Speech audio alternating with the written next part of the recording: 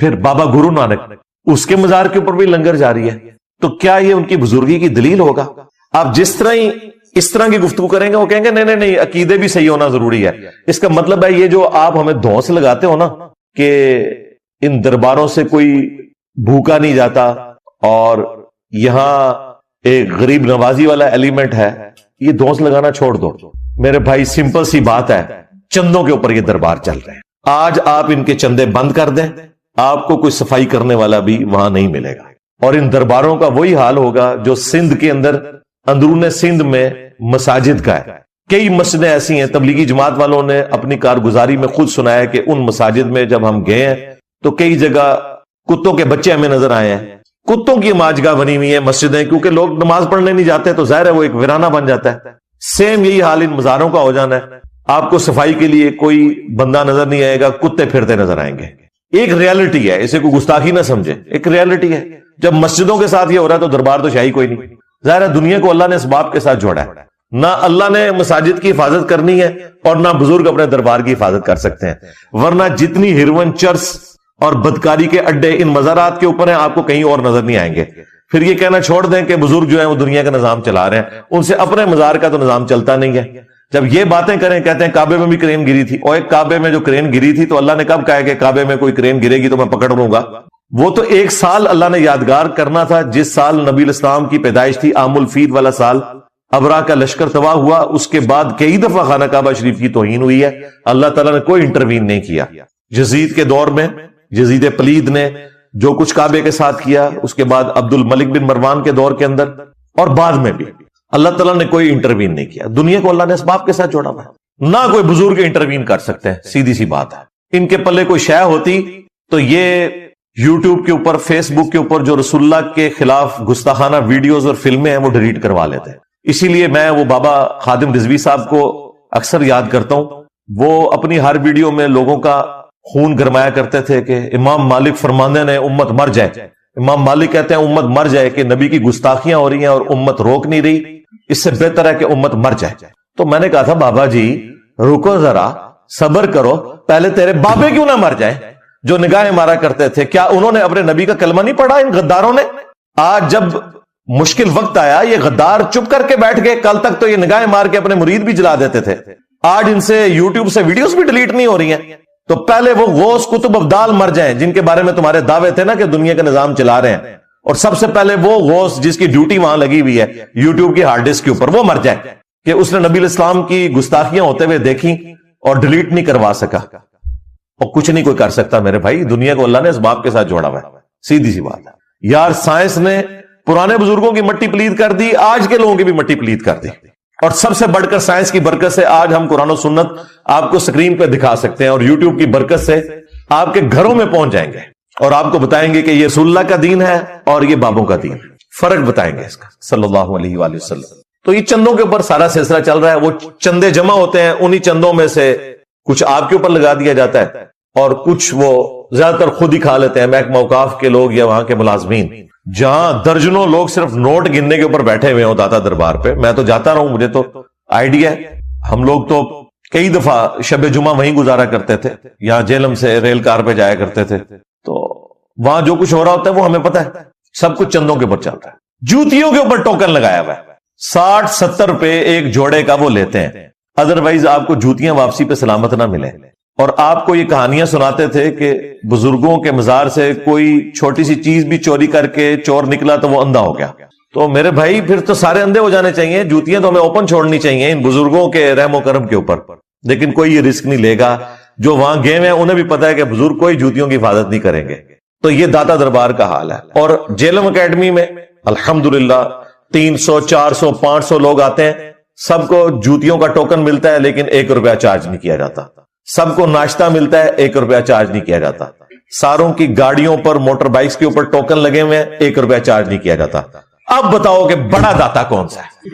میرے نبی صاحب ہے ہی کوئی نہیں، تیرے بابے تھے شاہ ہی کوئی نہیں. یہ کہنا بنتا ہے نا. تو یہ جو آپ لوگ دھونس لگاتے ہیں نا کہ بزرگ چلا رہے ہیں، بزرگ کوئی نہیں چلا رہے، چندوں کے اوپر سارا سسٹم چل رہا ہے. خام خواہ آپ کو ایک زام ہو گیا. یہ اردو میں ہم لفظ بولتے ہیں زوم، ویسے لفظ عربی میں زام ہے. تو ٹھیک ہے، آپ ان وشفل تھنکنگ کے اندر اپنا وقت گزارتے رہے. ہم آپ کو سمجھا ہی سکتے ہیں. بڑا مشکل ٹاپک ہے جی، اس کو ہاتھ ڈالنا جو ہے نا وہ 440 وولٹ کو ہاتھ ڈالنا ہے، یہ اتنا آسان معاملہ نہیں ہے اس ٹاپک کو ایڈریس کرنا. ظاہر ہے اس وقت سب کانٹیننٹ کے مسلمانوں کے لیے ٹرینڈ کے اوپر یہ ایشو چل رہا ہے. یہ جو کرتارپور راہداری کوریڈور گردوارہ پاکستان نے کنسٹرکٹ کیا ہے 14 ارب روپیہ لگا کے، مسلمانوں کے ٹیکسز کا پیسہ لگا کے، اس میں کوئی شک نہیں میرے بھائیوں کہ اسلام جو ہے وہ اقلیتوں کے حقوق کی حفاظت کرتا ہے. یعنی اسلام میں تو واضح طور پر سورۃ البقرہ کی آیت نمبر 256 آیت الکرسی سے اگلی آیت ہے، لا اکراہ فی قد تبین الرشد من الغی. دین قبول کرنے کے معاملے میں کوئی جبر نہیں ہے. اللہ تعالیٰ نے ہدایت کو گمراہی سے الگ کر دیا. جس کی مرضی ہے ہدایت کا راستہ اختیار کرے، جس کی مرضی ہے گمراہی کا راستہ اختیار کرے. یعنی زبردستی تلوار کے زور پہ آپ کسی کو کلمہ نہیں پڑھوا سکتے. اس کی مرضی قبول کرے، اس کی مرضی نہ قبول. اچھا، اس آیت کو مسلمانوں نے بھی مس یوز کیا. انہوں نے کہا جی دین میں کوئی جبر تو ہے ہی نہیں ہے. مراد یہ کہ کوئی خاوند اپنی بیوی کو پردے کا نہ کہے، کوئی بیوی اپنے خاوند کو داڑھی رکھنے کا، نماز پڑھنے کا نہ کہے، کوئی باپ اپنی اولاد کو نماز پڑھنے کے نہ کہے، کیونکہ دین میں کوئی جبر نہیں. یہ مطلب اس کا ہے نہیں تھا. یہ تو کافروں کے اعتبار سے بات ہو رہی تھی. ود ان ریلیجن جب آپ نے کلمہ پڑھا ہے لا الہ الا اللہ محمد رسول اللہ صلی اللہ علیہ وآلہ وسلم، تو آپ پہ پابندیاں لاگو ہو گئی ہیں. یہ تو اسی طریقے سے ہے کہ کوئی شخص کہتا ہے میں پاکستانی فوج میں ملازمت تو کروں گا لیکن وردی نہیں فوج کی پہنوں گا، تو ایک دن بھی وہ ملازمت نہیں وہاں پہ کر سکتا. تو اسلام بھی چند حدود اور قیود کا نام ہے، وہ مسلمان نے اسے پریکٹس کرنا ہے. جیسے مسلم شریف میں حدیث ہے 246، آپ صلی اللہ علیہ وآلہ وسلم نے فرمایا بندے کے کفر اور اسلام، شرک اور ایمان کے درمیان فرق نماز ہے. اب کوئی شخص کہتا ہے مسلمان تو ہوں لیکن اسلام میں کوئی جبر نہیں ہے، نماز پڑھنا کوئی ضروری نہیں ہے، تو ایسے تو نہیں ہوگا. تو یہ ہے تھی کافروں کے اعتبار سے کہ انہیں گن پوائنٹ کے اوپر تلوار کے زور پہ آپ کلمہ نہیں پڑھوا سکتے. اللہ نے حق اور باطل کا راستہ الگ کر دیا ہے. جس کی مرضی حق کا راستہ اختیار کرے، جو باطل کا راستہ اختیار کرنا چاہتا ہے خود ہی جہنم میں جانا چاہتا ہے، ضرور جائے. اللہ تعالیٰ کو اس حوالے سے کسی کی پرواہ نہیں ہے.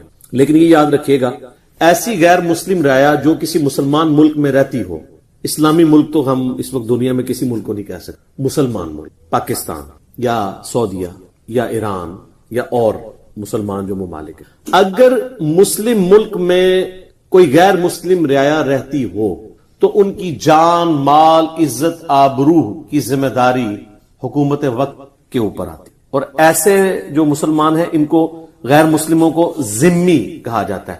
یعنی یہ ذمہ کرم پہ ہوتے ہیں حکمرانوں کے، اور ظاہر ہے اس کے لیے وہ جزیہ بھی دیں گے جس کی آج کل ماڈرن فارم ٹیکسز ہیں. تو اس کے اگینسٹ حکومت وقت کی ذمہ داری ہے ان کو سیکیورٹی پرووائڈ کرنا، ہر اعتبار سے انہیں فیسیلیٹیٹ کرنا. تو یہ تو ایک بیسک رائٹ ہے جو ان کا ہے، وہ ان سے کوئی نہیں چھین سکتا. حتیٰ کہ صحیح بخاری میں حدیث ہے، اللہ کے محبوب صلی اللہ علیہ وآلہ وسلم نے فرمایا جس شخص نے کسی ذمی کافر کو ناحق قتل کر دیا، ناحق سے مراد ہے کہ اس نے قانون ہاتھ میں لیا. یہ نہیں ہے کہ حق قتل ہے تو وہ آپ خود کر سکتے ہیں، ہوگا جوڈیشری کے تھرو، لیکن ناحق کوئی کسی کافر کو، ذمی کافر کو قتل کر. تو بخاری کے الفاظ ہیں، انٹرنیشنل نمبر کے مطابق 3166 نمبر حدیث ہے، یہ بڑی مشہور حدیث. ایسا شخص قیامت والے دن جنت کی خوشبو بھی نہیں پائے گا، حالانکہ جنت کی خوشبو 40 سال کی مسافت سے آ رہی ہوگی. لیکن ایسا شخص جس نے کسی ذمی کو قتل کیا، چاہے وہ کافر ہی تھا، وہ جنت میں تو داخلہ دور کی بات، اسے خوشبو بھی نہیں آئے گی. اس سے اندازہ لگائیں کہ غیر مسلم رعایا کے کیا حقوق ہیں مسلمان ملک کے اندر. یہ اپنی جگہ موجود ہیں اور یہ حقوق ان سے کوئی چھین نہیں سکتا. رہا تعلق قتال کا اور جہاد کا، اور اس میں جو قرآن حکیم میں کئی آیات آتی ہیں جب کافروں سے سامنا ہو تو انہیں قتل کرو، یہ میدان جنگ کی بات ہو رہی ہے. یہ نہیں ہے کہ جدھر بھی وہ کافر نظر آئے اسے قتل کر دینا. آج کل وہ سورہ توبہ کی آیات غیر مسلم مسلمانوں پہ کوٹ کرتے ہیں کہ دیکھیں یہ تو کہتے ہیں جہاں بھی کوئی کافر نظر آئے اسے قتل کر دو. کانٹیکسٹ اس کا آگے پیچھے پڑھتے نہیں ہے کہ وہ ایک پیس ٹریٹی توڑنے کے عوض ان کے اوپر اللہ کی طرف سے یہ عہد شکنی کی سزا مسلط ہوئی تھی مشرکین عرب کے اوپر، جو انہوں نے صلح حدیبیہ کا جو معاہدہ وہ توڑ دیا تھا. تو اس حوالے سے ویسے تو آپ نے ہیومن ڈگنیٹی میں ایک غیر مسلم، چاہے وہ کرسچن ہو، جیو ہو، ہندو ہو، بدھسٹ ہو، کوئی بھی ہو، بت پرستی کیوں نہ ہو، آپ نے ہیومن ڈگنیٹی میں اس کی رسپیکٹ کرنی ہے. اس کی جان، مال، عزت، آبرو کی حفاظت ایک مسلمان حکمران کی ذمہ داری ہے، اور یہ اس کے بیسک رائٹس میں سے ہے ایک مسلمان حکومت کے اندر. تو یہ بالکل کلیئر کر لیں. عام حالات میں تو بڑا سخت حکم ہے. سورۃ المائدہ کی آیت نمبر 32 ہے، جس نے ایک شخص کو ناحق قتل کیا، ایک جان کو، گویا اس نے پوری انسانیت کو قتل کر. اور جس نے ایک انسان کی جان بچائی، ایک مسلمان نہیں، इंसान चाहे वो किसी भी मजहब से ताल्लुक रखता हो, इवन एथियस्ट ही क्यों ना हो, दाहरी क्यों ना हो, जिसने एक शख्स की जान बचाई गोया उसने पूरी इंसानियत को बचाया। आम हालात में ये वाली आयात है। मैदान जंग में जाहिर है कि जब आप जंग में होंगे तो फिर कोई जनरल आपको ये तो नहीं कहेगा, कोई जनरल कि जी आप जो है मीठी मीठी बातें करें, वहां तो फिर फौज का मोरल बुलंद ही किया जाएगा ना। आम हालात के जो आयात और हदीस और है और मैदान जंग की और है, इन दोनों को मिक्स नहीं करना चाहिए। ठीक हो गया।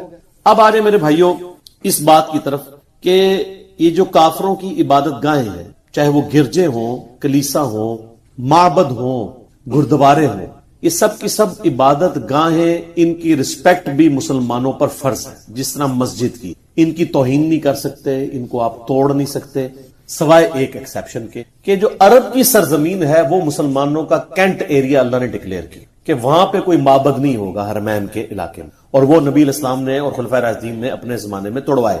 ये नहीं है कि पूरी दुनिया के तोड़वाए। उसके बाद जब रोमन और पर्शियन अंपायर मुसलमानों के कदमों में ढेर हुई हैं, तो आप कोई ज़ईफ रवायत भी नहीं दिखा सकते कि खुलफाए राशिदीन ने कभी कोई गिरजा तोड़ा हो, कोई मंदिर तोड़ा हो, कोई गुरुद्वारे तो खैर उस टाइम है नहीं थे, ये तो सबसे लेटेस्ट मजहब है, सिखिज्म है जो, या कोई कलीसा तोड़वाया हो या कोई टेंपल तोड़वाया हो। उल्टा इंटरनेशनल सिटी डिक्लेयर कर दिया यरूशलेम को। ईसाई तो वहां यहूदियों को घुसने नहीं देते थे, वो समझते थे हजरत ईसा अलैहिस्सलाम के कातिल हैं। सबसे पहले सैयदना उमर ने जब ये अबू उबैदा इब्न जर्राह के जरिए जो है वो शाम फतह हुआ है, तो इसे इंटरनेशनल सिटी डिक्लेयर किया है कि यहां पे यहूदी, ईसाई, मुसलमान सब आएंगे, अलबत्ता आबाद होने की इजाजत सिर्फ मुसलमानों को। ज़ाहिर मुसलमानों की हुकूमत थी और मुसलमान ज़ाहिर एक उसके साथ अकीदत भी वाबस्ता है, लेकिन यहूदियों को ऑलमोस्ट आप समझ लें कि 500 साल तक एंटर नहीं होने दिया ईसाइयों ने। टाइटस ने हमला किया था ना 70 ईस्वी में, और 571 ईस्वी में नबी इस्लाम पैदा हुए। उसके बाद भी आपकी वफात के बाद जाके कहीं यानी फतह हुआ। ऑलमोस्ट आप समझ लें 600 साल तक यहूदी वहां एंटर नहीं हो सके। ये सैयदना उमर ने फिर एक रिटन एग्रीमेंट के तहत इसको इंटरनेशनल सिटी डिक्लेयर किया कि यहां पे वो आ सकते हैं, उनके लिए मुतबरक जगह है, नहीं तोड़वाया। मस्जिद अक्सा जो है वो उनके यरूशलेम में जो इबादत के मकामात है उनको तोड़वा के भी बनवाई जा सकती थी, इलादा से बनवाई, नहीं उसको तोड़वाया। तो यानी इन चीजों की हिफाजत जो है वो अल्लाह ताला ने खुलफाए राशिदीन के जरिए करवाई है, ना कि उनको तोड़वाया। कैंट एरिया का मामला डिफरेंट है, उस पर कोई इतराज नहीं कर सकता।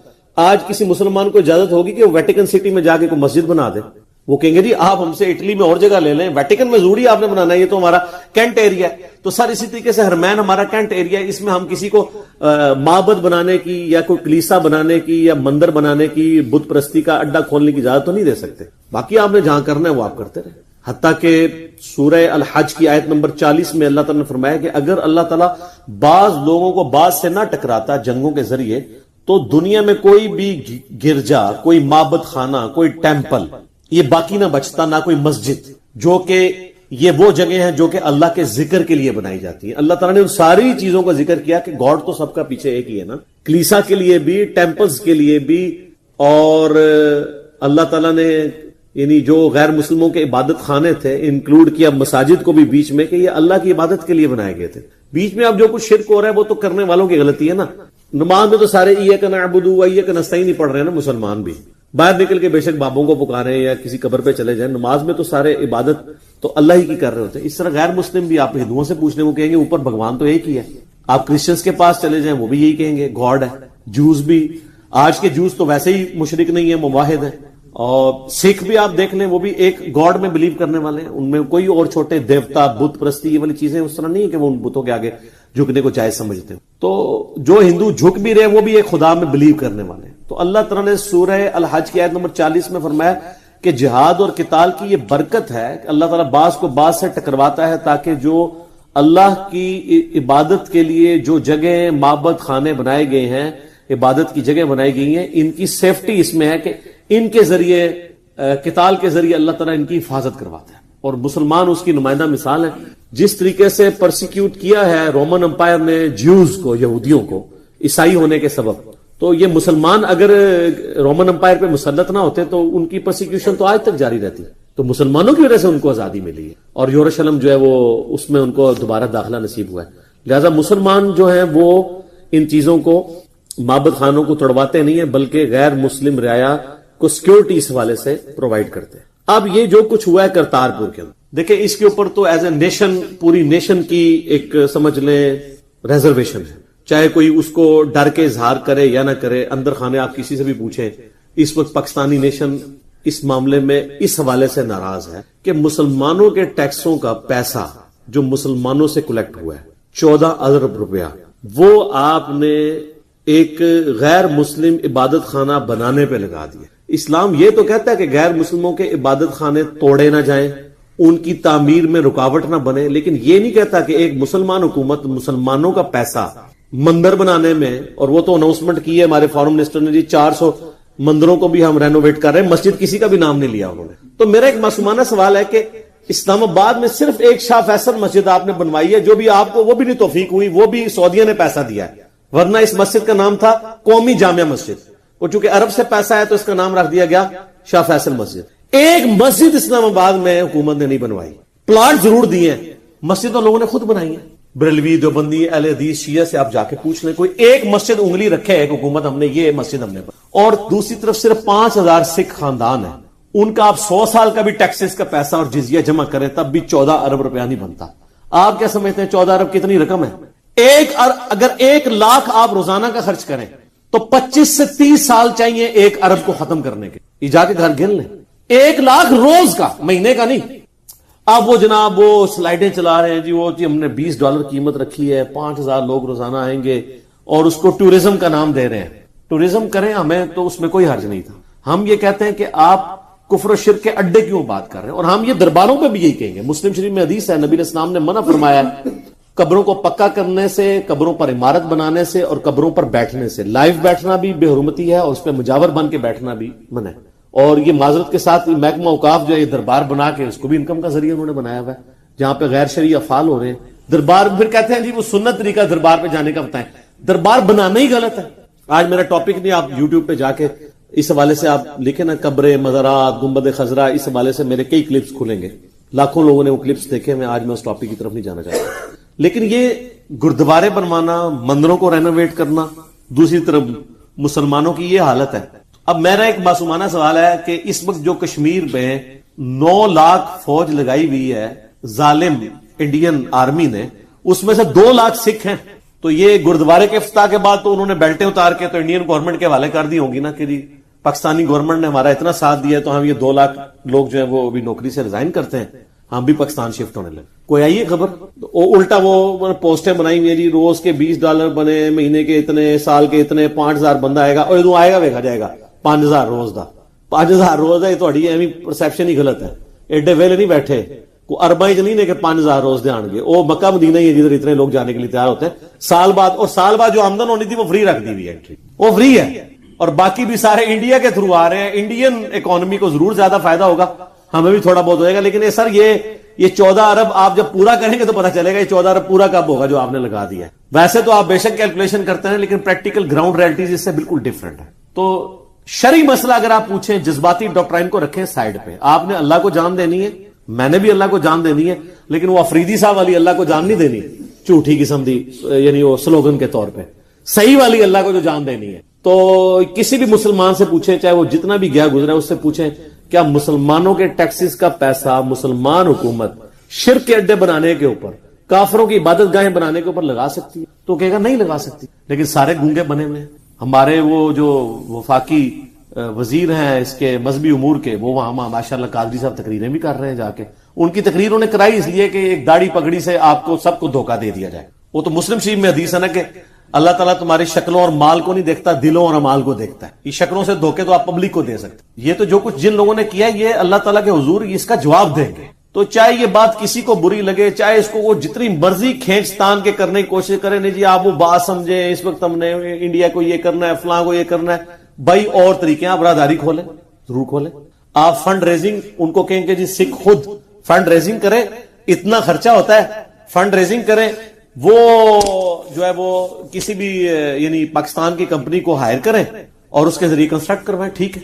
حکومت کیوں جو ہے وہ پیسہ جو ہے مسلمانوں کے ٹیکسز کا ان کے اوپر لگا رہی ہے؟ ہم کب کہہ رہے ہیں کہ آپ وہ بننے نہ دیں، بنائیں، اس سے بڑا بنائیں، جتنا مرضی کریں، لیکن مسلمانوں کے ٹیکسز کا پیسہ اس کام کے لیے ان کی اجازت کے بغیر، اس سے پہلے تو ریفرینڈم کروانا چاہیے تھا، مسلمانوں سے پوچھنا چاہیے تھا۔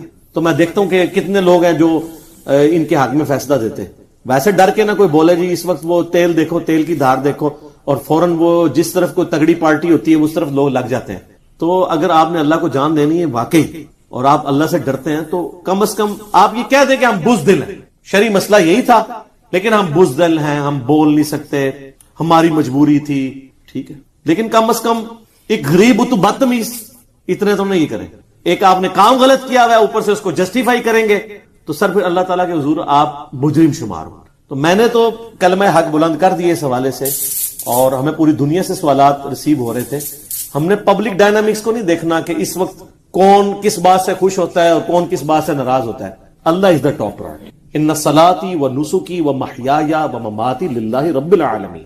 اللہ کو ماننا بہت آسان ہے, اللہ کی ماننا مشکل, یہ بڑا مشکل کام. تو یہ اللہ کی ماننا ہے کہ آپ ان چیزوں کو کنڈیم کریں. پھر یہ جناب آج کل ایک بڑی وہ کہانی ہے جی, وہ دیکھیں جی, everything is fair in love and war. محبت اور جنگ میں ہر چیز جائز ہے. یہ کہانی ایک بڑی ڈاکٹرائن کے طور پہ پیش کی جاتی ہے. یہ کوئی آیت ہے قرآن کی, کوئی حدیث ہے, کوئی کسی صحابی کا یا اہل بیت میں سے کسی کا قول ہے؟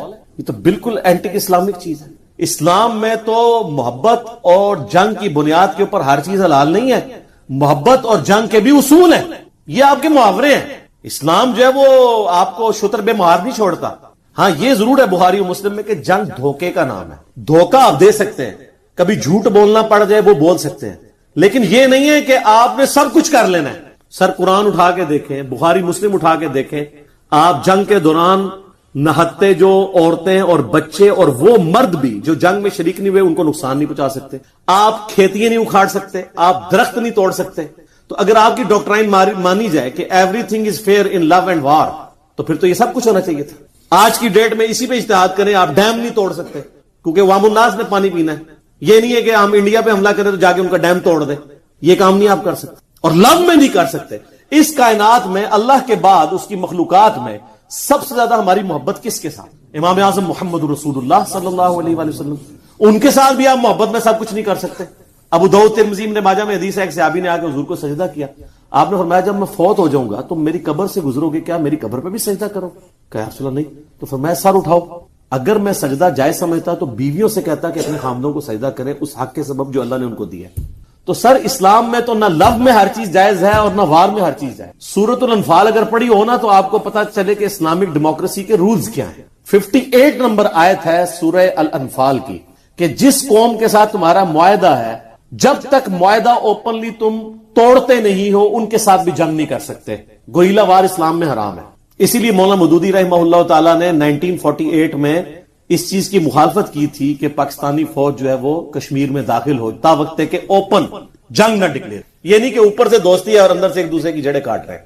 اس کو تو اسلام حرام سمجھتا ہے. اسی آیت کے کانٹیکسٹ میں ایک حدیث ہے جامعہ ترمذی میں صحیح سند کے ساتھ کہ حضرت معاویہ رضی اللہ تعالیٰ عنہ کے دور میں رومن امپائر اور مسلمانوں کا ایک معاہدہ تھا. معاہدے کی مدت پورا ہونے سے پہلے ہی حضرت معاویہ نے رومن امپائر کے وہ جو ایریا جو فتح ہونے سے رہ گیا تھا اس کے بارڈر پہ لا کے مسلمانوں کی فوج بٹھا دی کہ جی کل کی ڈیٹ میں جیسے ہی معاہدے کی ڈیٹ ختم ہوگی فوراً ہم ان پہ حملہ کر کے علاقہ ان سے چھین لیں گے.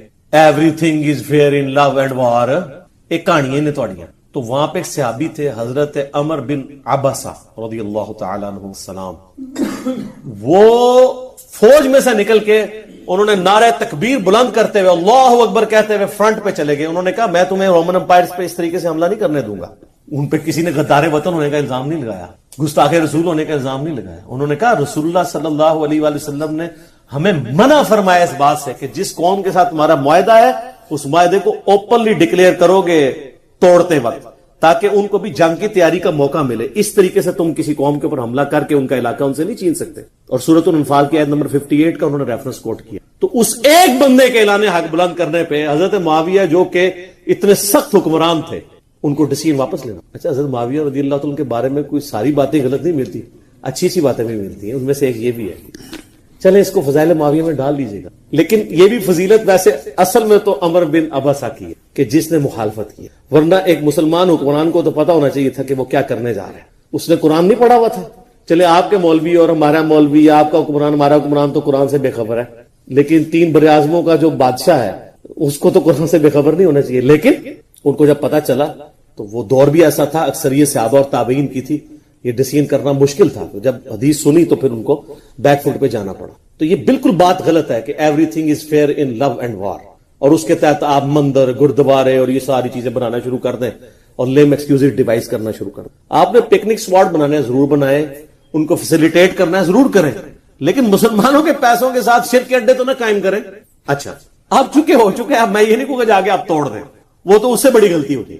اب اس کو آپ اسی طریقے سے ایکسپٹ کر لیں جیسا کہ بخاری و مسلم میں حدیث ہے, اما عائشہ سے نبی علیہ السلام نے بارہا فرمایا, عائشہ تیری قوم نئی نئی جہالیت سے نہ پھری ہوتی نا تو میری خواہش تھی کہ میں خانہ کعبہ کو ابراہیمی بنیادوں پہ دوبارہ تعمیر کر دیتا اور حتیم کو توڑ کے کعبے میں داخل کر کے اس کو ریکٹینگولر شیپ میں واپس کر لیتا, لیکن مجھے پھر اور خانہ کعبے کا دروازہ بھی نیچے کر دیتا تاکہ عام آدمی بھی گھس سکے. پھر مجھے خطرہ ہے کہ لوگ کہ کعبہ ہی توڑ دیا, تو پھر آپ نے ارادہ ترک کر دیا. بیچ میں ایک دفعہ حضرت عبداللہ ابن زبیر نے یہ دوبارہ کیا, پھر حجاج ابن یوسف نے پھر ریورس کر دیا. وہ آج تک حتیم باہر ہی ہے, حالانکہ وہ کعبے کا حصہ ہے. لیکن نبی علیہ السلام نے فتنے سے بچنے, تو قرآن میں بھی ہے کہ فتنہ جو ہے وہ قتل سے بھی بڑھ کر ہے, کیونکہ اس سے پھر ایک پورا سے. تو اب یہ نہ ہو کہ مجاہدین جو ہے وہ وہاں پہ پہنچ جائیں اس کو کرتارپور بارڈر کے اوپر اس کو توڑنے کے لیے, یہ وہ تو اس سے بڑا ظلم ہوگا. 14 ارب پہلے لگ گیا, وہ 14 ارب بھی روڑنا ہے. ان جو کچھ ہو گیا آندہ کے لیے یہ ہمارا کام تھا کہ ہم چیزوں کو ہائی لائٹ کریں کہ اب یہ جو باقی لوگ آپ نے کام کرنے ہیں نا, تو ذرا مسجدوں کی بھی خیر خبر لیں,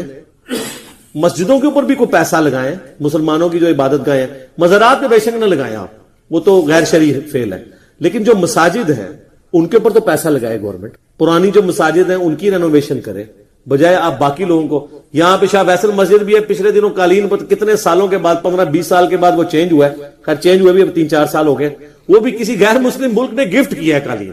پاکستانی حکومت نے بجٹ میں سے اس میں پیسہ نہیں لگایا, وہ بھی غیر مسلم ملک نے کیا گفٹ, تو انہوں نے پھر وہ پرانا قالین اٹھا کے نیا قالین اس کے اوپر ڈال دیا. تو ان معاملات کو اس طریقے سے دیکھنے کی کوشش کرنی چاہیے. اور دوسرا یہ جو آپ لوگوں نے کرتارپور بارڈر کے اوپر پاسپورٹ کی شرط ختم کر دی ہے, یہ کتنا خطرناک کھیل کھیلا جا رہا ہے. یعنی کوئی بھی بندہ اس طرف انٹر ہو جائے, آپ لاکھ اس کے ایکسکیوزز دیں.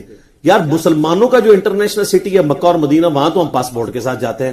آپ کون سا انٹرنیشنل سٹی بنانا چاہتے ہیں ایسا کہ جس میں پاسپورٹ کی شرط بھی آپ ختم کر رہے ہیں؟ کل کو کوئی بھی گھس جائے. اور اس کی جو مذمت جو ہے وہ اکثر پارلیمنٹیرینز نے کی ہے, اور امید ہے یہ والا ڈیسیژن ریورس ہو جائے گا. یہ پاسپورٹ سے تو آپ جان نہیں چھڑا سکتے. اور اس میں ایک کرٹیکل موسٹ کرٹیکل بات وہ ہے جو اس وقت پوری پاکستانی قوم اور خصوصاً جو مذہبی طبقہ ہے وہ سخت پریشان ہے کہ یہ کرتارپور بارڈر کے ذریعے آپ کہیں قادیانیوں کو تو فیسیلیٹیٹ نہیں کرنے جا رہے. جو شورش کاشمیری نے 70s میں کتاب لکھی تھی ختم نبوت کے دفاع کے اوپر, اس میں انہوں نے اس وقت ہائی لائٹ کیا تھا کہ قادیانیوں کو اور سکھوں کو ملا کے ایک ریاست قائم کی جائے گی. اور اس طریقے سے یہ وہ جو ایریا کہہ رہے تھے وہ تو آج کل لگتا ہے بالکل منوان اسی طرف معاملات جا رہے ہیں. تو لیکن میں یہ بدگمانی نہیں کرتا, ان کی اسیسمنٹ تھی, صحیح بھی ہو سکتی غلط بھی, لیکن حکومت وقت کا کام ہے کہ یہ جو اس وقت پاکستانی نیشن اس کرب سے گزر رہی ہے تو ایک پریس ریلیز جاری کر دے کہ جو شورش کاشمیری رحمہ اللہ تعالی حسینی منہج کے تھے اور ان کے بیٹے ہیں ماشاءاللہ, انہوں نے ہماری اکیڈمی میں بھی 1-2 دفعہ رابطہ کیا ہے, وہ ویڈیوز ریگولرلی دیکھتے ہیں, وہ پی ٹی وی سے ڈائریکٹر ریٹائر ہیں, کہتے ہیں میں آپ سے بڑی محبت کرتا ہوں. میں نے کہا اس لیے کہ آپ اس باپ کے جینز ہیں آپ کے اندر کہ جو اپنے وقت کا ایک دلیر آدمی تھا, تو یہ آپ کو ورثے میں ملی. تو انہوں نے جو خدشات کا اظہار اس وقت کیا تھا تو پریس ریلیز جاری کریں. ہمارے جو وزیر داخلہ ہیں, خود ہمارے پرائم منسٹر صاحب ہی ہیں اس میں, وہ خود آ کے قوم کو بریف کریں کہ نہیں نہ یہ قادیانیوں کو فیسیلیٹیٹ کر رہے ہیں ہم, اور نہ ہم کوئی علیحدہ سے کوئی ایک ریاست سکھوں کے لیے خالصتان کے حوالے سے جس میں پاکستان کا بھی کچھ حصہ شامل کر کے ہمارا کوئی ایسا ارادہ نہیں ہے. ایک آفیشل سٹیٹمنٹ جاری کر دیں. اور D G I S P R سے بھی ریکویسٹ ہے کہ سر آپ بھی ایک ٹویٹ کھڑکا دیں تاکہ مذہبی طبقہ جو پہلے ہی آپ لوگوں کے بہت زیادہ خلاف ہوا ہے وہ تھوڑا ڈیلیوٹ ہو. اگر آپ یہ نہیں کریں گے تو وہ آلریڈی سینٹیمنٹس جو ہے ان کو ہوا ملے گی, کیونکہ وہ کہتے ہیں دیکھیں گے تردید تو کوئی نہیں کر رہے, اتنا زیادہ پراپوگنڈا ہو رہا ہے. باقی معاملات میں تو جگہ جگہ آپ کو فوراً بیانیے, ٹویٹیں اور چیزیں نظر آنا شروع ہو جاتی ہیں. جہاں اتنا بڑا ایک مسئلہ بنا ہوا ہے ہر طرف سے خاموشی نظر آ رہی ہے. کیوں؟ تو پھر لوگوں کا شک تو یقین میں بدل رہا ہے. تو کلیئر کریں اس کو کہ ہم یہ کام نہیں کرنا چاہ رہے, ہم پیورلی صرف سکھوں کو اکاموڈیٹ کرنا چاہ رہے تھے. اور یہ باقی میں نے پرائم منسٹر کی تقریر بڑی اچھی تھی جو انہوں نے اس افتتاحیے کے اوپر کی ہے, لیکن افسوس اس میں کمزوری تھی. بابری مسجد کا انہوں نے ذکر تک نہیں کیا. اب کوئی کہ جی وہ ڈیسیژن ان تک پہنچا نہیں تھا, اسی دن آیا تھا, تھوڑی دیر بعد پتا چلا, چلے ٹھیک ہے. تو اس سے اگلے دن سر وہ جو 10 تاریخ کو سیرت النبی کانفرنس ہوئی ہے اس میں ذکر آ جاتا بابری مسجد کا. ہاں یہ ضرور ہے کہ 9 نومبر والی جو کرتارپور بارڈر کی افتتاحیہ تقریب میں انہوں نے جو ہے وہ کشمیر کا ذکر کیا, اس کی مجھے بہت خوشی ہے. کشمیر کے حوالے سے جتنی انہوں نے باتیں کی وہ ضروری تھی. یہ نہ ہو کہ کرتارپور کی خوشی میں آپ کشمیریوں کا غم بھول جائیں. اور بڑی صحیح موقع تھا وہ چوٹ لگانے کا کہ ہم تو یہ گڈ جیسچر دنیا کے سامنے دے رہے ہیں کرتارپور بارڈر کا, اور دوسری طرف انڈیا نے 80 لاکھ انسانوں کو قید کیا ہوا ہے. اور اتنی دردناک سٹوری ہیں, وہ ہمارے میڈیا کے لوگ تو نہیں بتا رہے, آپ فورن میڈیاز کو دیکھیں تو وہ بتا رہے ہیں کتنے لوگوں کی موتیں ہو رہی ہیں وہاں پہ بیماری کی وجہ سے, ہاسپٹل نہ پہنچنے کی وجہ سے, کسی کو سانپ کاٹ گیا, کسی کے ساتھ کوئی مسئلہ ہو گیا. تو وہ وہاں پہ ڈاکٹر بھی پروٹیسٹ کے اوپر ہے کہ یار یہ لوگ مر رہے ہیں اور یہ لوگ اس طرح کر رہے ہیں. تو اس ایشو کو اجاگر کرنے کی ضرورت تھی اور وہ پرائم منسٹر نے کیا ہے, اور اس کو بالکل ڈھیلا نہ چھوڑیں, اس کو بار بار ہائی لائٹ کرنے کی ضرورت ہے. صرف ایک دو دفعہ بات کرنے کی ضرورت نہیں ہے اور نعرے لگوا کے صرف معاملات نہیں حل ہونے. بدماش جو ہے نا جی, اس کو اگر آپ نے رائے راست پہ لانا ہوتا ہے تو وہ قراردادی مذمتی قراردادوں سے اور اخلاقی باتوں سے نہیں صرف وہ مانتے, اس کے لیے اس سے بڑھ کے کچھ اور کرنا پڑتا. ویسے آپ لاکھ نعرے لگواتے رہے قدم بڑھاؤ ہم تمہارے ساتھ ہیں, وہ جن کو ہم نعرے لگا کے کہہ رہے ہوتے وہ قدم ہی نہیں بڑھا رہے ہوتے. تو جب ایسا نعرہ لگ رہا ہونا تو جنہوں نے قدم نہیں بڑھانے وہ نعرہ نہ لگنے دیا کریں, ان کو کہ یار ہم نے قدم نہیں بڑھانے, ہم نے صرف مذمتی قراردادیں پیش کرنی ہے. آپ یہ کہا کریں مذمتی قراردادیں پیش کرو ہم تمہارے ساتھ ہیں, قدم تو بڑھائی کو نہیں نہ رہے, قدم بڑھائیں تو پھر وہ نعرہ جسٹیفائی ہوتا ہے نا. تو الحق مر, عربی میں محاورہ ہے سچ کڑوا ہوتا ہے, انگلش میں بھی ہے ٹروتھ از آلویز بیٹر. لیکن سچائی کی کڑواہٹ جو ہے, جیسے دوائی کی کڑواہٹ ہی بیماری دور کرتی ہے نا, سچائی کی کڑواہٹ ہی جو اخلاقی اور قومی لیول کی اور معاشرتی لیول کی سوشل بیماریاں ان کو دور اعلان حقی کرتا ہے. تو اس لیے ٹروتھ لور بنے, کسی کے ساتھ عقیدت نہ رکھیں. عقیدت رکھنی ہے تو محمد رسول اللہ کے ساتھ صلی اللہ علیہ وآلہ وسلم, عبادت کرنی ہے تو اللہ کی کر. باقی جس کو آپ نے دیکھنا ہے اللہ اور اس کے محبوب صلی اللہ علیہ وآلہ وسلم کے کانٹیکس میں دیکھنا. باقی جو یو این او میں پرائم منسٹر نے تقریر کی, میں نے اس کو اس وقت بھی اپریشیٹ کیا. 6 لاکھ سے زیادہ لوگ وہ انالیسس دیکھ چکے ہیں. اس میں جو میری ریزرویشن تھی وہ بعد میں کئی لوگوں نے اس کو ریزرویشن کے طور پر بیان کیا ہے, وہ بالکل ٹھیک تھی, وہ میں نے بیان کر دی. اب بھی ہم یہ ریزرویشن سامنے رکھ رہے ہیں کہ جو شورش کاشمیری رحمہ اللہ تعالیٰ نے چیزیں قادیانیوں کے حوالے سے اور سکھوں کی خالستان سٹیٹ کے حوالے سے جو چیزیں وسوسے, ان کو آپ ان کو چلیں وسوسے ہی کہہ لیں, آئے تھے, ان کو سیٹل کریں اور کلیئر کریں کہ یہ ایک صرف جسٹ ایک سمجھ لیں متھ ہی ہے, حقیقت اس میں کوئی. تو یہ پرائم منسٹر کا کام ہے, حکومت کا کام ہے کہ اس کے اوپر سامنے آئے اور اپنا پوائنٹ آف ویو عوام کے سامنے رکھے, ورنہ عوام تو یقین کریں اس وقت بہت دکھی ہے اس حوالے سے. تو ہم پرائم منسٹر کو جس طرح یو این او والی تقریر پہ اپریشیٹ کرتے ہیں, اس تقریر پہ بھی کرتے ہیں, سوائے ایک بابری مسجد والا ایشو ہے جس کو اٹھانے کی ضرورت تھی. اور باقی بابری مسجد کے حوالے سے جو وہاں کے مسلم علماء ہیں آپ ان کو فالو کریں. ہمیں وہاں کی گراؤنڈ ریئلٹیز نہیں پتا, ہم یہاں بیٹھ کے نعرے مار کے بڑے بڑے فتوے بھی آپ کو جاری کر دیں گے لیکن وہ پریکٹیکل نہیں ہوں گے. بابری مسجد کے حوالے سے اس لیے میں نے لہذا کو کلپ بھی ریکارڈ نہیں کروایا. وہاں کے علماء وہاں کی گراؤنڈ ریئلٹیز کو, سچویشن کو بہتر سمجھتے ہیں. اپنے علاقوں کے علماء کو فالو کریں جس طریقے سے وہ آپ کو گائیڈ کرتے ہیں, چونکہ ان کا ایکسپیرینس ہم لوگوں سے زیادہ ہے نان مسلم کمیونٹی میں رہنے کا, وہ آپ کو بہتر گائیڈ کر سکتے. اور ماشاءاللہ جتنی مجھے فیڈ بیک ملی ہے وہ بہتر گائیڈ بھی کر رہے ہیں. اس لیے خام خواہ جذباتی ڈاکٹرائن دے کے لوگوں کو بھڑکانے کی ضرورت نہیں ہے. میں نے اس لیے اس ٹاپک کو ویل لیفٹ کیا, حالانکہ پوری دنیا سے لوگ پوچھ رہے تھے. باقی حکومت کا کام ہے کہ اس حوالے سے انٹرنیشنل فورم پہ, یو این او کے فورم پہ یا او آئی سی کے فورم کے اوپر ان چیزوں کو ہائی لائٹ کرے. اس میں تو آنری ممبر تو انڈیا کو بھی انہوں نے بنایا ہوا ہے, organisation of Islamic countries. India کو لائن حاضر کیا جائے, ان کے سامنے رکھا جائے کہ یہ آپ کی سپریم کورٹ جس قسم کے ڈیسیژن دے رہی ہے, اور یہ اس کی وجہ سے ایک پہلے بھی آپ پتہ ہے ہزاروں لوگ قتل ہوئے 6 دسمبر 1992 میں.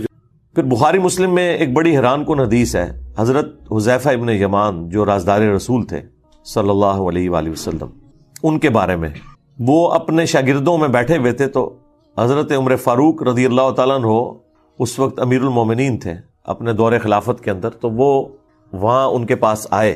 تو انہوں نے لوگوں کی موجودگی میں حضرت حذیفہ سے کہا کہ حذیفہ ذرا مجھے وہ حدیث سناؤ جو تم نے رسول اللہ سے فتنوں کے متعلق سنی ہے کہ حضور کی وفات کے بعد فتنے آئیں گے. تو انہوں نے کہا کہ وہ تو بہت ساری احادیث ہیں.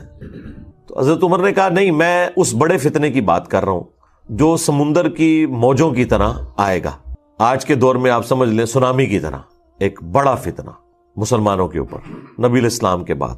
تو حضرت حذیفہ نے کہا اے امیر المومنین, آپ کو اس فتنے سے کوئی ڈر نہیں ہے, اس لیے آپ تو بے فکر رہیں, آپ کا اس فتنے سے کوئی لینا دینا نہیں, آپ اس فتنے میں مبتلا نہیں ہوں گے.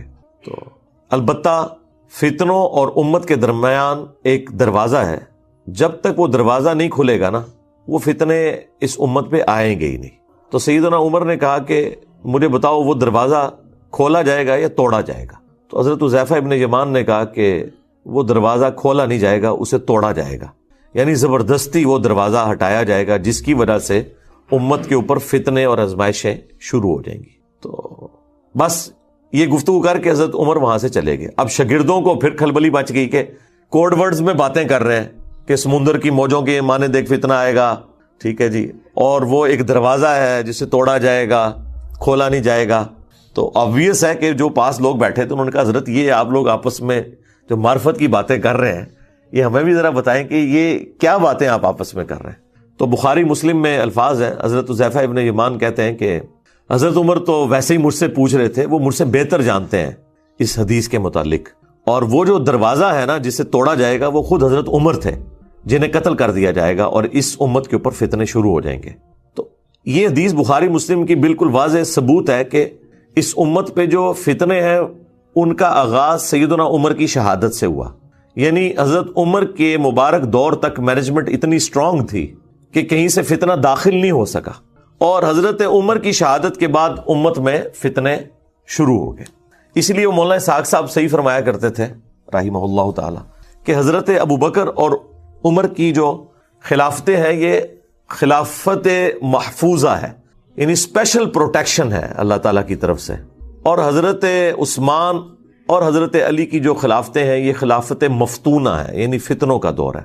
یعنی خلیفہ برے نہیں تھے، لیکن بہرحال زمانے میں ایسا تغیر لوگوں کے اعتبار سے آ گیا کہ وہ خلافت مفتونہ بن گئی، فتنوں کا دور بن گیا۔ اب آپ دیکھیں کتنا بڑا ظلم ہے، جو لوگ بھی اس ٹاپک کے اوپر بولتے ہیں نا، چونکہ انہوں نے بنو امیہ کا دفاع کرنا ہوتا ہے، تو آپ دیکھیں گے یہ جتنے بنو امیہ کی چاکری کرنے والے لوگ ہیں، خواہ وہ مکاری سے کر رہے ہوں جس طرح علماء دیوبند ہیں، علماء وہابیہ ہیں اہل حدیث، یا علماء بریلویہ، چاہے اپنے بھول پان میں کر رہے ہوں جس طرح کے ڈاکٹر اسرار صاحب، یہ دونوں بنو امیہ پہ پردہ ڈالنے کے لیے ہمیشہ کہتے ہیں کہ مسلمانوں پہ فتنوں کا آغاز حضرت عثمان کی شہادت تھی، تاکہ وہ کربلا کا رخ کسی اور طرف موڑ دیں۔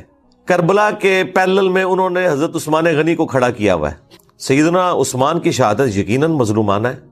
ہم اگر حضرت عثمان غنی رضی اللہ تعالیٰ عنہ کو مظلوم تصور نہ کریں، خلیفہ راشد تصور نہ کریں، تو ہمارا حضرت علی کے حق میں مقدمہ ویسے ہی ختم ہو جائے گا، کیونکہ حضرت علی کو ہم چوتھا خلیفہ راشد جبھی مانتے ہیں جب ہم تیسرا خلیفہ راشد سیدنا عثمان کو مانیں گے۔ لہٰذا ہمیں تو کوئی کلیریفیکیشن دینے کی ضرورت ہی نہیں ہے، ہم تو چاروں خلفاء کو مانتے ہیں، اور ہم رسول اللہ کی اس حدیث کو بالکل اس پہ غیبی ایمان رکھتے ہیں جو آپ نے فرمایا تھا ابو داؤد اور ترمذی میں کہ میرے بعد جو کوئی بھی زندہ رہا وہ بہت اختلاف دیکھے گا، اس اختلاف کے دور کے اندر علیکم بسنتی وسنت الخلفاء الراشدین المہدیین، تم میری سنت اور میرے خلفاء راشدین کی سنت کو مضبوطی سے پکڑ لینا اپنی داڑھوں سے، اور دین میں نئی نئی بدعتوں سے بچنا۔ یہ بدعتیں گمراہیاں ہیں اور یہ گمراہیاں جہنم میں لے جانے والی ہیں۔ اب نبی الاسلام نے خلفاء راشدین کے جو مخالفین ہیں یا ان کے دور کے اندر جو ان کی مخالفت پہ کھڑے ہونے والے لوگ ہیں، بشرطے کہ وہ خلفاء ان کے اس اختلاف کو صحیح نہ مان لیں۔ اگر وہ خود مان لیں کہ یار یہ ہماری جو مخالفت کر رہا ہے یہ بندہ ٹھیک بات کر رہا ہے، وہ تو الگ بات، لیکن جہاں پہ خلفاء کی جنگیں آ جائیں یا مخالفت اس لیول پہ آ جائے وہ پھر معاملہ الگ ہے۔ تو نبی الاسلام فرمایا کہ تم نے میری اور میرے خلفاء راشدین کی سنت کو لازم پکڑنا ہے۔ اس لیے دیکھیں کہ ہم حضرت ابوبکر صدیق رضی اللہ تعالیٰ عنہ کے مقابلے پر منکرین زکوٰۃ کو، مرتدین کو نہیں درست سمجھتے، سیدنا عمر کے مقابلے پر رومنز اور پرشینز کو نہیں درست سمجھتے، سیدنا عثمان کے مقابلے پر بلوائیوں کو، جن میں سے اکثر صحابہ ہی تھے، ان کی اس ایکٹیویٹی کو جو انہوں نے حضرت عثمان کو شہید کر دیا۔ اب بیچ میں ظاہر ہے کہ وہ اسپیسیفکلی بندہ کون ہے وہ تو بے نظیر کے قاتلوں کا بھی نہیں پتا چلا، جبکہ اتنے کیمرے موجود ہیں، تو اس وقت تو کوئی کیمرے بھی نہیں تھے، نہ علم غیب اس زمانے میں ہوتا تھا، یہ تو بعد میں دریافت ہوا ہے نا۔ تو لیکن ان کی وہ ایکٹیویٹی کہ حضرت عثمان کی شہادت تک پہنچی، اس میں ہم حضرت عثمان کے مخالفین کو اس ایکٹیویٹی میں غلطی پر مانتے ہیں، اور ان کی طرح مکاری نہیں کرتے کہ اجتہادی غلطی کہتے ہیں، صراحتاً غلطی ہے، فساد ہے، فتنہ ہے۔ لیکن حضرت عثمان اتنے اپ رائٹ تھے کہ بخاری میں 695 نمبر حدیث ہے، جب ساتھیوں نے پوچھا کہ نماز ہمیں فتنوں کا امام پڑھا رہا ہے اور ہمارے امام آپ ہیں، آپ محصور ہو چکے ہیں اپنے گھر میں، اب ہم نماز اس مسجد میں جا کے پڑھیں یا گھر میں ہی پڑھ لیں.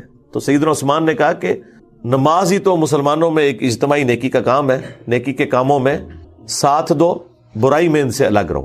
اگر وہ یہودی ہوتے تو حضرت عثمان کیسے کہہ سکتے تھے کہ ان یہودیوں کے پیچھے جا کے نماز پڑھو؟ آج کوئی مسلمان فتویٰ دے گا کہ یہودیوں کے پیچھے نماز ہو جاتی ہے؟ وہ پتا تھا کہ وہ صلح حدیبیہ کے صحابہ ہیں, ان میں اختلاف رائے بھی درست تھا, مخالفت درست نہیں تھی, اس کا جو ایکسٹریم رزلٹ نکلا وہ درست نہیں تھا. بہرحال وہ سارے کا سارا معاملہ تلپٹ ہو گیا. اس کے بعد جب سیدنا علی کا دور آتا ہے تو پھر وہی رول چلے گا نا, علیکم بسنتی و سنت الخلفاء الراشدین المہدیین. تو وہاں پہ بھی ہمارا یہی عقیدہ ہے کہ حضرت علی کے مخالفین جو اولو العزم اصحاب میں سے تھے, سیدہ عائشہ سلام اللہ علیہا, سیدنا زبیر, سیدنا طلحہ رضی اللہ عنہم اجمعین وعلیہم السلام اجمعین, یعنی یہ واقعی ٹکر کے لوگ ہیں, یہ حضرت علی کے ٹکر کے لوگ ہیں اپنے مرتبے اور اسلام کی کنٹریبیوشن کے پوائنٹ آف ویو سے. اس بڑے لیول پہ نہ ہو لیکن ایٹ لیسٹ یعنی سابقون الاولون میں آنے والے لوگ ہیں, تو ان کا احترام اپنی جگہ ہے. اور دیکھ لیں اللہ نے اصحاب جبل کو مرنے سے پہلے توبہ کی توفیق بھی دے دی ہے. سیدہ عائشہ بھی, سیدنا طلحہ بھی, زبیر بھی, یہ سب لوگ توبہ کر کے مرے ہیں, میدان جنگ چھوڑ گئے ہیں حضرت طلحہ اور زبیر رضی اللہ عنہما وعلیہم السلام. اور حضرت علی کا بھی ایٹیچیوڈ دیکھیں, جب ان کے ایک فوجی نے آ کے بتایا, ابن جرموز نے, کہ میں حضرت زبیر کو قتل کر کے وہ ان کا سر کاٹ کے لے آیا, تو حضرت علی نے اس کو اپنے پاس آنے بھی نہیں دیا. اور یہ حضرت علی رضی اللہ تعالیٰ عنہ کی قسمت میں تھا کہ ان کے سامنے کسی صحابی کا سر کاٹ کے نہ لایا جاتا, ادروائز وہ لایا تو تھا. جب ساتھیوں نے بتایا ابن جرموز آیا تو انہوں نے کہا کہ صفیہ کے بیٹے کے قاتل کو جہنم کی بشارت دے دو. میں نے رسول اللہ سے سنا تھا کہ ہر نبی کا کوئی نہ کوئی حواری ہے, اور میرا حواری قریبی ساتھی جس طرح حضرت عیسیٰ کے ساتھ 12 تھے, ان میں سے زبیر ابن عوام بھی ایک میرا حواری ہے. تو جاؤ صفیہ کے بیٹے کے قاتل ابن جرموز کو جہنم کی بشارت دے دو. جب وہ اسے خبر دی گئی, وہ خبیث حضرت علی سے بھی ناراض ہو کے خارجی بن گیا.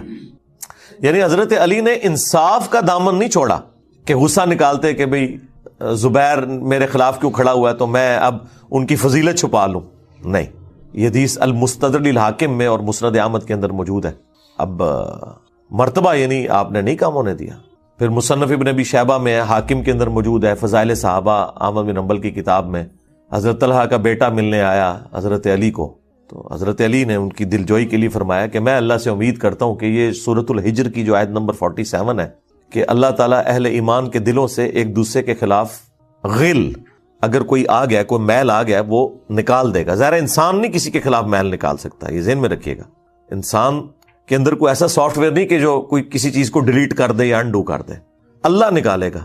اور وہ سورۃ الحجر کے الفاظ ہیں کہ وہ جنت میں آمنے سامنے بیٹھے ہوں گے تختوں پہ. آمنے سامنے انسان اس وقت بیٹھ سکتا ہے جب ایک دوسرے سے نظریں نہ چرائے, یعنی اس لیول تک اللہ تعالیٰ ان کے دلوں کو پاک کر دے گا.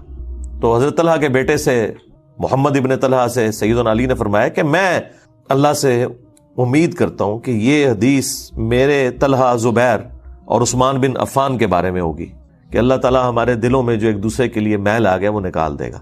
حضرت عثمان کا بھی ذکر اس میں کیا ہے, یعنی وہ بات پیچھے سے سٹارٹ ہوئی تھی.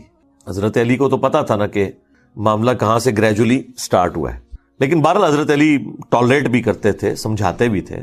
بخاری میں حدیث ہے, محمد ابن حنفیہ کہتے ہیں کہ ان کے سامنے کسی نے حضرت علی کے بارے میں کوئی نازیبا الفاظ بولے کہ بھئی, اب وہ الفاظ امام بخاری نے نقل نہیں کیے. امام بخاری کی ایک شرافت ہے, وہ چند ایک الفاظ سکپ کر دیتے ہیں, لیکن ظاہر ہے ذہین لوگ تو پہچان لیتے ہیں کہ کوئی بات ایسی ضرور ہوئی ہے کیونکہ اگلے الفاظ اس کو سپورٹ کر دیتے ہیں. ہاں, ابن حنفیہ, محمد ابن حنفیہ جو حضرت علی کے بیٹے تھے, حنفیہ نامی عورت سے, ان کے الفاظ امام بخاری نے نقل کیے اور حدیث سٹارٹ وہاں سے کیے کہ محمد بن حنفیہ کہتے ہیں کہ میرے باپ نے اگر کبھی مخالفت کرنی ہوتی نا عثمان کی تو اس دن کرتا. تو اس سے پہلے بھی تو کوئی واقعہ ہوا ہوگا نا جس کو وہ کہہ رہے تھے, وہ پھکی دے رہے تھے نا کسی کو, تو ظاہر ہے وہ اسی بات میں پھکی دے رہے ہوں گے کہ بھئی تیرا ابا جڑا نا وہ حضرت عثمان میں مخالفین ہی شامل سی. اس کے علاوہ تو اور کوئی جملہ نہیں ہو سکتا. جبھی وہ اپنے باپ کی صفائی پیش کر رہے ہیں کہ اگر میرا باپ عثمان کے مخالف ہوتا تو سب سے زیادہ حق تھا اس دن مخالف ہوتا. اب یہ الفاظ بخاری میں, اور پھر وہ آگے مومن انفیہ وہ بتاتے ہیں کہ جب حضرت عثمان کے گورنروں کی شکایت حضرت علی کو کی گئی کہ یہ مال غنیمت میں بیت المال میں خرد برد کرتے ہیں.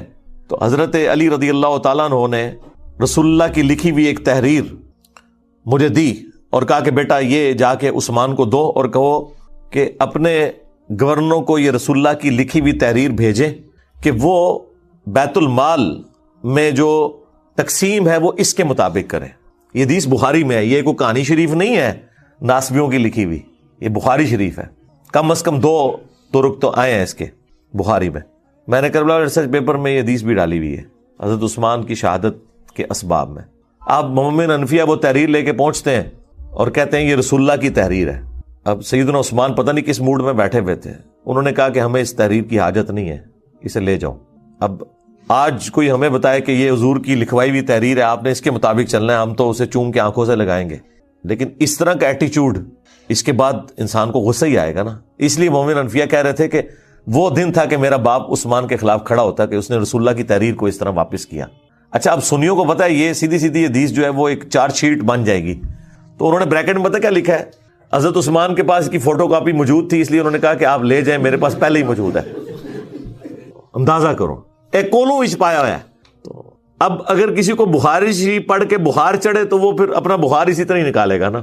خیر وہ لیکن حدیث کے الفاظ اس کی حفاظت کر رہے ہیں نا, کہ محمد حنفیہ کہہ رہے ہیں کہ وہ دن تھا کہ میرے باپ کو چاہیے تھا عثمان کے خلاف کھڑا ہوتا کہ اس نے رسول اللہ کی تحریر واپس کی. تو یہ اسلوب بتا رہا ہے کہ فوٹو کاپی نہیں تھی اور ویسے ہی واپس کی تھی, ورنہ فوٹو کاپی ہو تو کس نے غصہ کھانا ہے. پتہ نہیں سعودی والے نے کوئی فوٹو کاپی مشین لوا کے دیتی اسی مسجد نبوی اردو. تو حضرت علی کو وہ کہتے ہیں جب میں نے آ کے بتایا کہ ابا جی یہ حضرت عثمان نے واپس کر دی ہے, تو حضرت علی نے کوئی غصہ نہیں کھایا. انہوں نے کہا یہ تحریر جو ہے نا وہ اسی جگہ رکھ دو, اسی تاکچے میں جہاں سے تم نے اٹھائی ہے, یہاں پہ حدیث مکمل ہو جاتی بخاری کی. تو یعنی وہ اس وقت ڈاؤن فال شروع ہو گیا تھا اس حوالے سے گریجولی.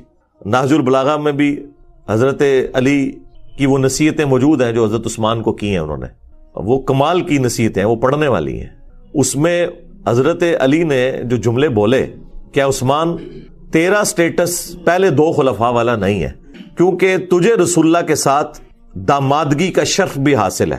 سیدنا عثمان کا داماد رسول ہونا نہج البلاغہ میں شیعہ کی کتاب میں ثابت ہے, اسی نصیحت کے اندر جو ان کا خطبہ کہہ لیں یا مکتوب کہہ لیں. تو حضرت علی حضرت عثمان کو سمجھاتے ہوئے یہ کہہ رہے ہیں کہ پہلے 2 خلفاء سے زیادہ تمہاری ذمہ داری ہے, کیونکہ تم رسول اللہ کے داماد بھی ہو. داماد تو بیٹوں کی جگہ ہوتا ہے. تو یہ جو تمہاری شکایتیں تمہارے گورنروں کی آتی ہیں تمہارے پاس, ان کے طرف توجہ دے کے ان ایشوز کو ریزالو کرو. وہ کرتے بھی تھے, بخاری مسلم دونوں میں آیا کہ وہ ایک بھائی تھا ان کا عقبہ ابن ابی معیط کا بیٹا ولید بن عقبہ, اس نے شراب پی کے فجر کی 4 فرض پڑھا دیے. بخاری میں بھی ہے, مسلم میں بھی ہے, حضرت عثمان والے چیپٹر میں ہے بخاری کے اندر, اور مسلم میں شراب کی حرمت والے چیپٹر میں, اور مسلم میں پورا وہ واقعہ تفصیل کے ساتھ ہے. جب وہ سلام پھیر کے فارغ ہوا تو لوگوں نے کہا کہ یہ تو نماز تو نے ٹھیک نہیں پڑھائی ہے. تو اس نے کہا اگر کم پڑھا دی ہے تو میں اور پڑھا دینا, حالانکہ پہلے ہی انہیں 2 فالتو پڑھائی ہیں سر. پھر لوگوں کو شک پڑا تو جناب وہ تو دور تھا بڑا مبارک, ادھر کوئی سوچ سکتا ہے نمازی جناب جو تھے وہ آگے آ کے اس کے پاس بیٹھ کے اس کا منہ سونگنا شروع کر دیا.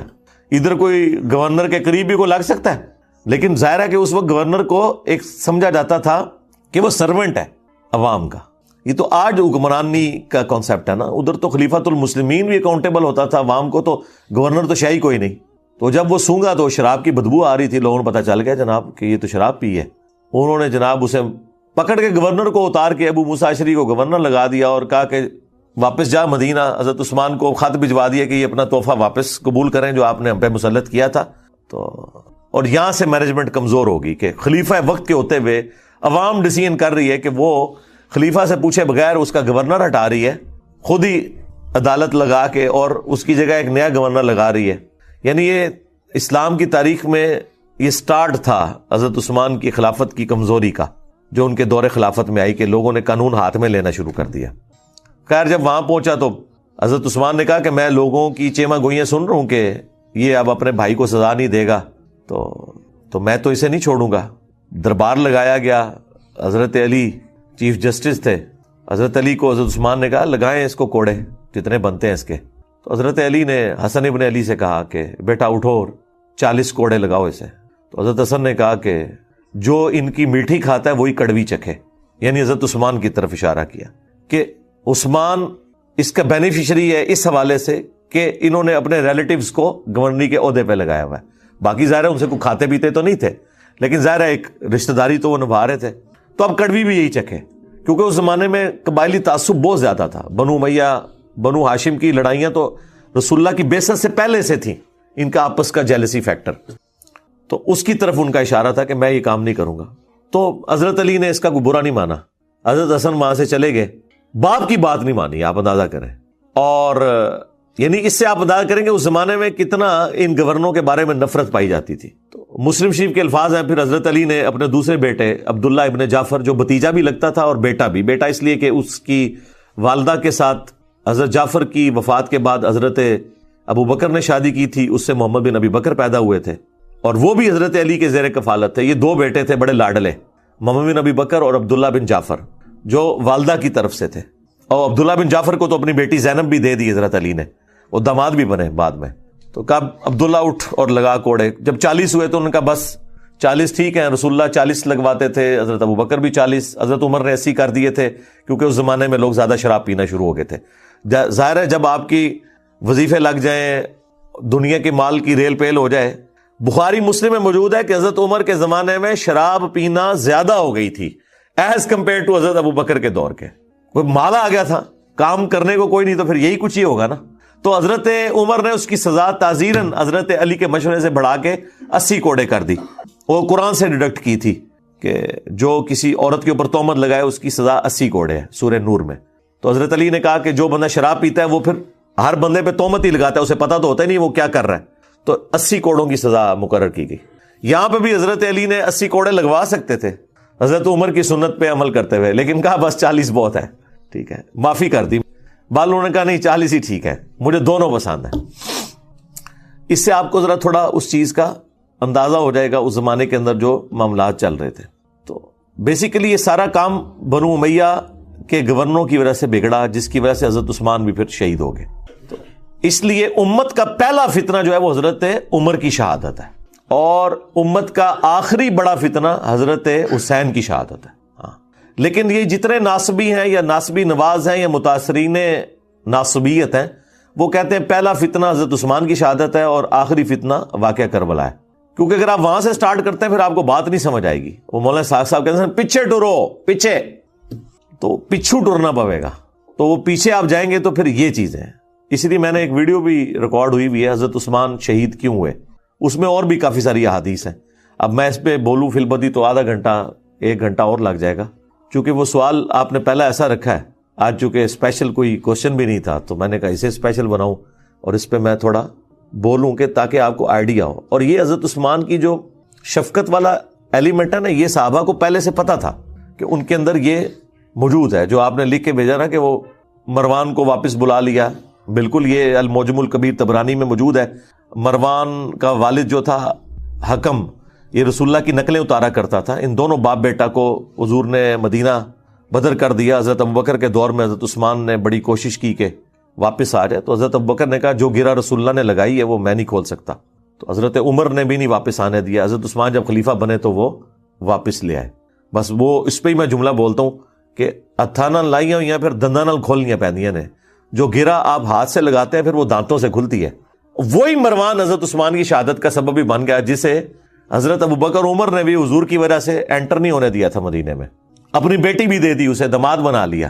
اپنی طرح سے تو نیکی کی کہ شاید یہ انسان کا بچہ بن جائے, اور یہ پورے اخلاص کے ساتھ سیدنا عثمان نے کیا, کوئی بدنیتی نہیں تھی. دیکھیں ایک بندے کا پورا ٹریک ریکارڈ ہے جس کی پوری زندگی قربانیوں سے عبارت ہو,